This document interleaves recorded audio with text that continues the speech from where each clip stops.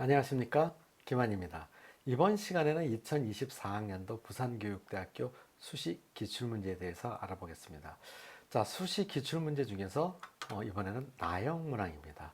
자, 나형문항 같은 경우에도 세 문항으로 되어 있죠. A형, B형, C형 세 문항으로 되어 있는데 여러분들 화면을 잠시 멈추고 세 문항이 어떤 문제인지 읽어보고 그 다음 진행하겠습니다. 다 읽어보셨나요? 자, 그렇다면 구체적으로 한 문항씩 제가 읽어보고 그거에 대한 출제 의도와 방향성에 대해서 말씀드리겠습니다. 자, A형 문항은 학생 인권 조례는 학생의 존엄과 가치 및 자유와 권리를 보장하기 위해서 제정된 조례이다. 자, 최근 일부 교육청에서는 학생의 책임과 의무 조항을 담은 개정안을 입법을 예고했다. 초등교사로서 학생의 책임과 의무 조항에 담고 싶은 내용을 제시하세요.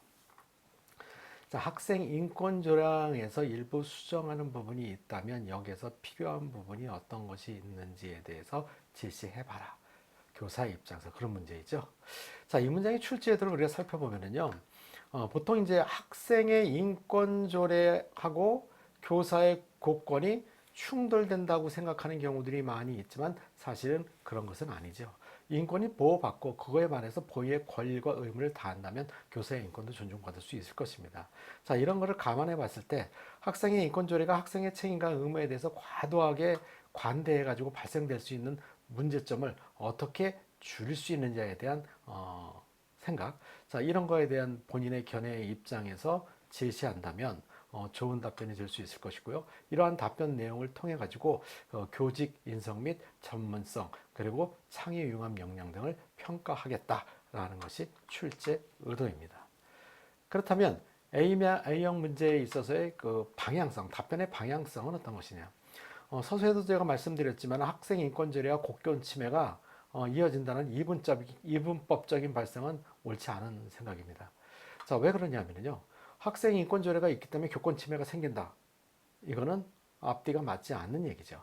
학생 인권 조례는 학생을 보호하기 위한 부분이고 학생을 보호하기 위해서 학생들이 권리의 의무를 다하게 된다면 교권도 보호가 되는데 그걸 악용하는 사람들이 있기 때문에 발생되는 것이죠. 자, 그리고 두 번째는 학생 권리가 강조되는 만큼 책임과 의무를 강조해야 된다는 것을 개선해야 되겠죠. 그 부분은 아까도 제가 말씀드렸어요. 그렇게 해야 학생 권리와 함께서 책임과 의무를 명확히 규정하여서 학생들이 자신의 행동에 대한 책임을 질 수 있게 된다는 것입니다. 자, 그 다음에 이제 학생에게 인권의 중요성과 함께 타인의 권리를 존중하는 법을 교육해야 된다는 것이죠.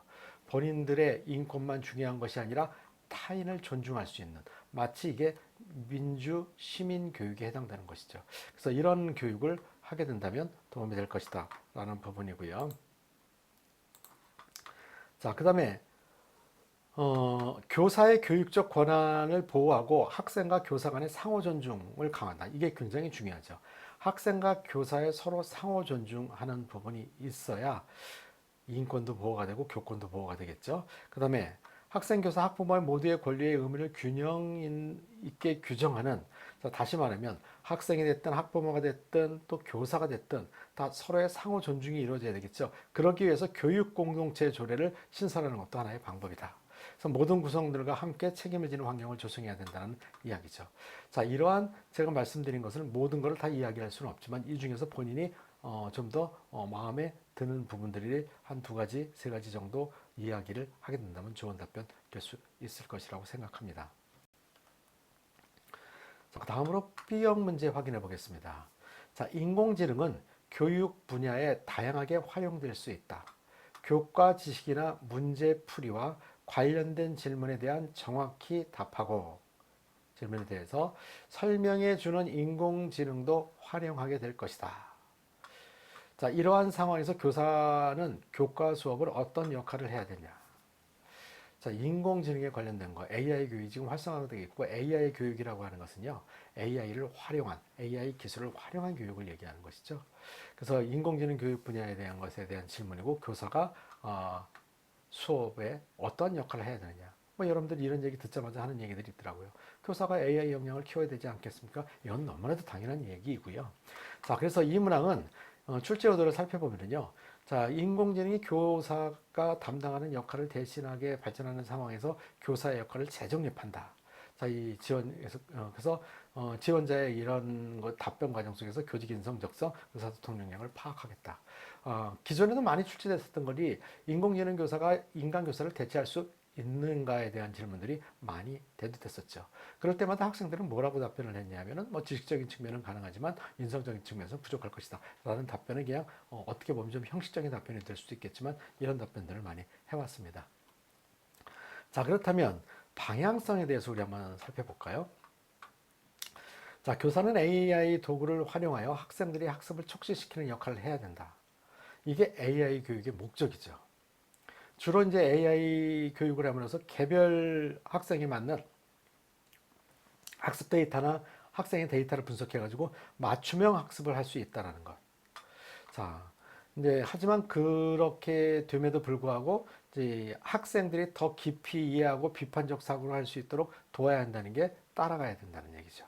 자, 그다음에 반면에 학생들이 정서적 상태를 이해하고 지원하는 것이 교육의 중요한 역할이다. 이라는 부분은 모두 다 인공지능에 의해서 맞춤식 교육을 하다 보면 정서적으로는 큰 이렇게 인간 교사에 의해서 지도되는 부분하고는 차이가 있기 때문에 정서적인 상태에 대한 교육이 별도로 이루어져야 된다. 라는 부분이 필요하다는 것이죠. 그래서 이제 교사는 학생들과 상호작용을 통해 갖고 정서적 지를 제공해주고, 그 다음에 학습 동기를 부여해서 정서적인 지원자 지원하는 역할이 필요하다라는 것이죠. 그 다음에 교사는 AI 도구를 활용하여 교육 콘텐츠를 개발하고 이를 통해서 학생들의 흥미를 유발시켜준다. 이게 아까 문제 읽고 제가 답변했었던, 말씀드렸었던 방향성에 대한 첫 번째 방향성이 되겠죠. 그 다음에 AI는 학생들이 학습 진행 상황을 실시됨으로써 모니터링하고 평가할 수 있지만 최종적인 평가와 피드백은 교사가 담당해야 된다. 자, 결론은 교사가 최종적으로 책임지고 확인을 해야지 AI에게 맡겨놓고 그거를 토대로 해서는 안 된다. 자, 그거를 결론적으로 삼아서는 안 된다는 얘기죠. AI 기술의 윤리적 사용 매우 중요한 부분입니다. 자, 지도하는 것도 교사의 중요한 역할이다. 자, 학생들이 AI 교육에 너무 치중되다 보면 요즘 학생들은 알파 세대이기 때문에 디지털 기기에 대해서 굉장히 익숙하고 그거에 대해서 아주 적합화되어 있습니다. 거기에 AI에 관련된 교육까지 하게 된다면 이 아이들이 발생될 수 있는 문제점은 그대로 나타날 수 있을 거예요. 그 중에 한 가지가 윤리적인 문제가 발생될 수 있는데, 자, 이런 것은 윤리적으로 사용하는 것에 대한 것들도 우리는 교육을 해야 된다는 것이죠. 그 다음에 AI 교사의 역할을 대처하는 것이 아니라 자, 보완하고 강화하는 도구로 사용돼야 된다. 아까 제가 보통 많이 질문되는 것이 AI 교가 인간 교사를 대체할 수 있느냐라는 부분에 대해서는 자, 대체하기보다는 보완 교사, 보조 교사의 역할은 충분히 할 수 있고 그렇게 되는 것이 바람직하다. 그래서 인간 교사의 입장에서는 AI를 잘 활용한 교육의 도구로 활용한다면 훨씬 질 높은 교육을 할 수 있을 것이다 라는 쪽의 방향성을 가지고 답변하면 좋은 답변 될 수 있을 것이라고 생각합니다. 자, 다음으로 시형 문제 알아보겠습니다. 자, 그린워싱이라는 단어가 나오는데요. 그린워싱은 밑에 참고사항이 나와 있죠. 그린워싱이란 녹색 세탁 합성으로 자, 위장 환경주의자를 표현한다. 자, 친환경이지 않으나 친환경의 가치를 표방하는 것. 거짓으로 친환경을 하는 위장 친환경이 되겠죠. 자, 그런 사람들을 그린워싱이라고 한다. 주의자를. 자, 그린워싱을 내세운 마케팅을 통해서 많은 기업들이 자사의 평판의 이윤을 높이려는 시도가 늘고 있다. 그린워싱의 사례를 제시하고 똑똑한 소비를 위해서 그린워싱을 판별할 수 있는 기준을 제시하세요. 자, 라는 문제요. 다소 좀 어려운 문제라고 볼 수 있겠죠. 자, 실제 우대를 파악해 보면은요, 이제 세계 인구의 33%를 차지하는 MZ 세대가 그린 슈머로서, 자, 그린 슈머는 친환경 소비자라고 볼 수 있겠죠. 친환경 소비자로서 친환경을 소비하는데 민감한 반응을 하고 있다는 것을 악용해요, 기업들이. 그래서 실제로 친환경적이지 않은데 친환경적인 가치를 표명하는 자, 이런 기업들이 있다는 거죠. 자, 이런 거에 대한 이제 지원자의 관심이 얼마나 있고 또 이해하는 수준이 어떻게 되어 있는지에서 인지적 역량을 파악하겠다는 것이고 또 이에 대한 비판적 사고, 또 문제 해결 능력, 자, 실질적인 방안에 대해서 이야기하는 걸 가지고 창의 융합 역량과 의사소통 역량을 파악하겠다는 것이 출제 의도입니다. 자, 그렇다면 두 가지 측면에서 방향성을 제시해 볼게요. 자, 우선 그린 워싱 사례로는 어떤 것들이 있냐. 자, 폭스바겐 자동차 회사 알죠? 그래서 디지털 게이트 폭스바겐의 디지털 자동차는 친환경을 강조하면서 클린 디젤이라는 명칭을 사용하면서 홍보를 하고 있는데 실제로 배기가스 장치를 조작해서 대기 오염 물질을 배출한 이런 나쁜 행동을 한 적이 있었죠.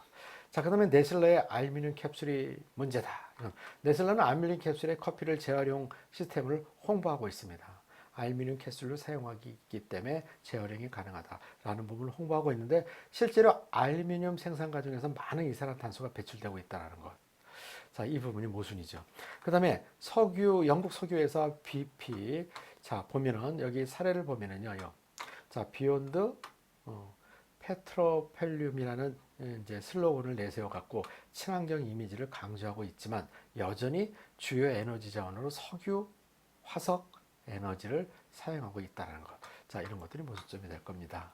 자, 그 다음에 그린워싱을 판별 방법으로는 어떤 것인지 이런 거를 참고해서 여러분들이 사례와 판별 방법에 대해서 여러분들이 답변을 제시할 수 있겠죠. 자, 숨겨진 상충 효과로부터 일부 환경 문제를 해결하는 것처럼 보이지만 다른 환경 문제가 야기될 수 있다는 것. 자, 예를 들자면은 종이 빨대는 플라스틱 오염 문제를 해결하지만 재활용이 어려운 경우가 있기 때문에 계속 종이 빨대를 만들어내야 되는데 문제가 발생될 수 있겠죠. 자, 그다음에 이제 불충분한 증거를 가지고 실제로 친환경을 뒷받침해주는 뭐 제3자의 인증이 없는 경우라든가 예를 들어서 친환경 제품이 실제로 무해성이 입증되지 않은 경우들. 이게 무해하다는 건 입증되지 않은 것 같고 그냥 친환경인 것처럼 이야기하는 경우들이 있다라는 것이죠. 그 다음에 구체적인 설명 없이 친환경 용어를 남용하고 있다는 거. 구체적인 설명이 있어야 납득이 가능한데 그런 거 없이 예를 들자면 뭐 녹색, 지속 가능 등의 단어 무의미하게 사용하는 경우들이 있다라는 것입니다. 그 다음에 이게 중요하지 않은 환경적 특징을 광고하는 경우가 있다. 자, 마치 CFC 불포함을 내세우지만은 CFC는 이미 30년 전부터 금지된 거예요. 뭐 이미 다 하고 있는 것을 강조함으로 인해 갖고 친환경을 잘하고 있는 것처럼 보여지는 것 이런 것들이 될 수 있겠죠. 그 다음에 이제 두 가지 해로운 요소 중에서 덜 해로운 요소를 강조해서 친환경적인 것처럼 광고하는 경우가 있는데 자, 이런 거는 좋은 방법은 아니겠죠. 자, 예를 들자면 메탄 소고기 패티 사용으로 메탄가스를 줄이겠다고 하지만 육류 소비는 여전히 문제가 되고 있는 것이죠. 이런 부분에 있어서는. 자, 그 다음에 거짓말로 친환경적인 요소가 없음에도 친환경 상품인 것처럼 광고하는 경우다. 자, 이런 것은요, 거짓으로 얘기한다는 거예요. 예를 들어서 디젤 자동차가 이산화탄소 배출량을 제대로 만들었다고 주장하는 경우. 자, 이런 것들이 문제가 될 수 있을 거고요. 인증되지 않은 라벨을 부착하는 경우다.